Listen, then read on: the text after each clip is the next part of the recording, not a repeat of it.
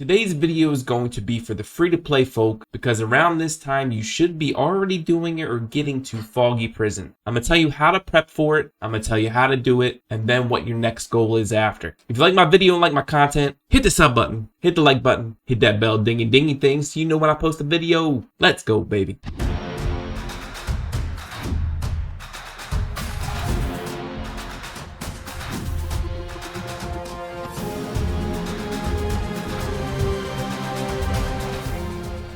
Tip of the day! Trial of Ascension is ending in about 2 days and 15 hours since this recording. It's obviously lower than that now. Now is the time, if you haven't completed it already, to make sure to push as far as possible. But not only that, if you really want to maximize your free rewards, make sure to go to every floor that has an extension tower to the main tower. If you haven't unlocked it, there's a hidden condition in the main floor. But make sure to go back and see if you've done all these. Like obviously I missed one here. It's free rewards. Gold, Breath of Life, two things that we highly need. Make sure to check on your hard tower and make sure to check on normal. First, let's talk about power level. Power level is one of the main first things to think about before entering. If you're getting carried by whales, it's one thing. You can go in at any power level. If you have like 170,000, you're gonna die and you're not gonna contribute. If you want to contribute, the bare minimum power level you want to have is 191,700. If you're over that, you will lose the penalty that you can get here. As you can see, damage taken by the team is 25% increase and damage dealt by the team is minus 25%. If you go over that 191,700 threshold, the penalty goes away. So technically, if you're playing with guildies and friends, shoot for 191.7 thousand. If you want to go in with randoms and not get kicked or not get frowned upon, 225,500 is what you need to be above to get the bonus, which is 25% damage to the enemy and 25% negative damage to your team. Now, how do you raise your power level? That's a whole different video. Maybe I'll do that tomorrow. But leveling up monsters, outfits, TOA talent trees, runes, enchants, skill gems, summoner gear, gems, effect stones, skill ups, awakening, summoner transcendence. That's the quick version. But let's talk about pre-foggy raid gear and runes. The best place to get pre-raid foggy gear for your summoner that's not in the main story or area exploration. Subjugation. You always do the bonus one for the day. This will get you good purple gear. Some of it can be really good. This also gets you transcendence pieces. This also gets you subjugation tokens. What you can do with the subjugation tokens is take it to the exchange center. There's 6 tabs you can choose from. The first 5 are gear for you. The last one is tools, where you can buy yarn. Obviously save up to get the 5-star first awakening type of gear. The substats are random, so you could get gear that's pretty crappy for whatever summoner you're trying to gear. But once you out progress this gear, you definitely want to buy these yarns every week. You also should know you should be farming Path of Adventure for runes. Farm the dungeon on the bonus day to get better chances at legendary runes in stage 14 and 15. Alright, let's talk about team comp. It really highly depends on what summoner you use, but really the staple 2 heroes for free to play, the easiest is Konami and Shannon. The last is up to you, but I would either go with 2 different things. Your Nat 5 that you've been putting all your Devil Mons into, or a 3-star maxed out damage dealer or support. I feel like this team here of Konami, Shannon, and Lynn is probably your best free-to-play version. The problem is you don't have a strip to remove Vita's buffs. If you're day 1 free-to-play and have been doing the events, you should have a maxed out Ifrit or a maxed out Desert Queen by now. Whatever element you chose to do is up to you, obviously, but I'm pretty sure you probably have 2 of those that are close to maxed out or whatever the case may be. This would be the most optimal free-to-play build if you've played from day 1. Now, eventually, you're going to be able to speed clear this at some point once you've grown stronger. I'm going to talk about that in a minute because you can pretty much dodge all the damage that's incoming. But overall, in the 3 teams, there at least needs to be 1 kind of healer support and 1 buff stripper. So if you don't see that on either other team, I highly suggest putting 1 in. Konami, Shannon, and the 3rd is a Phil. Alright, so I pre-recorded this so that I don't have to do the raids while I'm talking.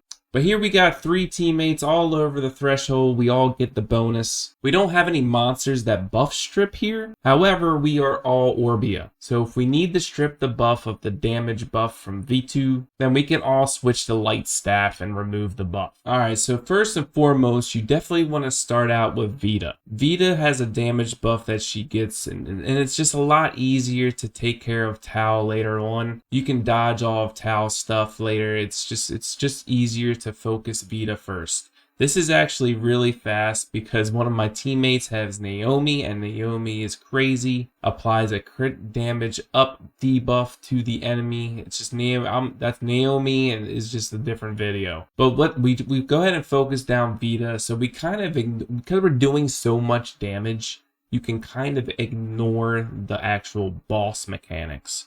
Because if you just kill it fast, it doesn't really matter. But ultimately, you kind of want to separate the two in damage. Like kill Vita down to like 50%, or until they do the skill where they separate and do the lines, the damage, whatever, you know, the cross. But then you switch to Tau after that, and then like when they do that again, then you can just go back and kill Vita. That's like the Lobby way to kill this raid. But yeah, after the one boss dies, then it's just Tau. Tau is just a lot more tankier, so it's harder to kill him and slower to kill him. Vita is very squishy. But yeah, as long as you just dodge out of these big red circles of destruction, which is very visible to see, you won't be taking damage, and it's really a tank and spank after this. I can do this by myself, and I'll show you in a minute. I practically soloed Foggy. I didn't have it on video, but I'll show you a picture of it. There was just 2 underlevel people when I wasn't paying attention. So yeah, that makes it look really simple, right? That's the simple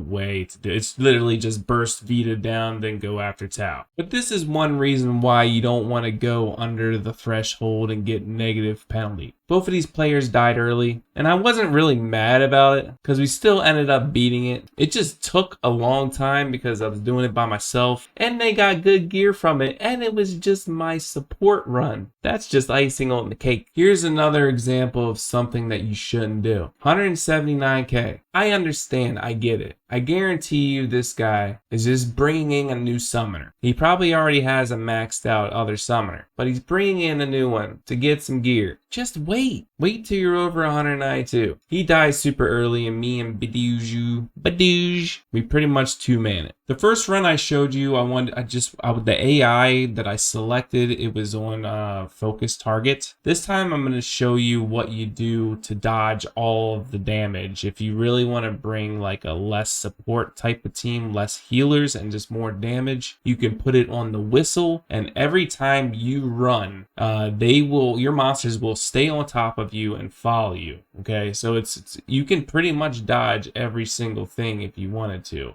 And see, as I dash or as I move, they immediately stop what they're doing and come to me. They're on my booty. Okay, so it's very important to know that, because a lot of the different selections that you can choose, you can mitigate damage that way. Okay, one thing to note though, if you don't have like auto battle, the auto attack button on, which is the M button at the bottom down here, if you don't have that on and you're just manually using your Soul Link monster and you're manually using your summoner skills, you have to click on basic attack. They'll do the skills, but the summoner won't be using his basic attack. So it's definitely important to make sure that because you're losing damage. So obviously in this run, we don't have someone that has really good monsters that does damage besides myself, but I'm just an Orbia main, and my team comp is different than a lot of others because my damage strictly is Orbia. I support her with Rakuni,